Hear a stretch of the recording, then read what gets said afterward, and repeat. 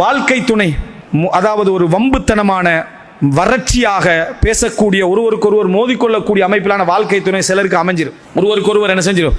அமைஞ்சிடும். இதை பற்றி இமாம் இப்னுல் ஜௌசி ரஹ்மத்துல்லாஹி இடத்துல கேட்கப்பட்ட இடத்துல சைதுல் காத்திர் அவர் சொல்றாரு என்னடா, அவங்க என்ன விளங்கணும்டா, இதுக்குள்ள என்ன மாதிரி நடந்து கொள்றேன்னு பெரிய வழியெல்லாம் ஒன்றும் இல்லை, பொறுமை தான் இதுக்கு என்ன வழி. காரணம், நீ செய்யக்கூடிய சில பாவங்களுக்கு பரிகாரமாக அல்லாஹு தாலா இது என்ன செய்திருக்கிறான், ஏற்படுத்தி இருக்கிறான்.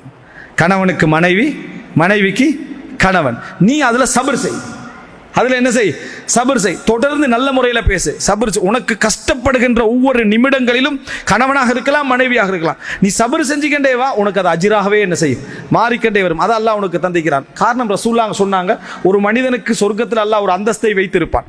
அவன் செய்யக்கூடிய அமல் அதை கொண்டு போய் என்ன செய்யாது, அவனை சேர்க்காது. அந்த அமல் அவன் அவ்வளவு அமல் செய்யல.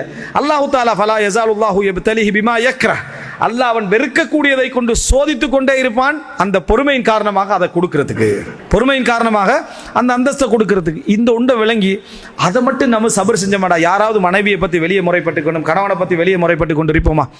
முறைப்பட வேண்டிய விஷயங்கள் அது கோர்ட்டுக்கு போக வேண்டிய விஷயங்கள்.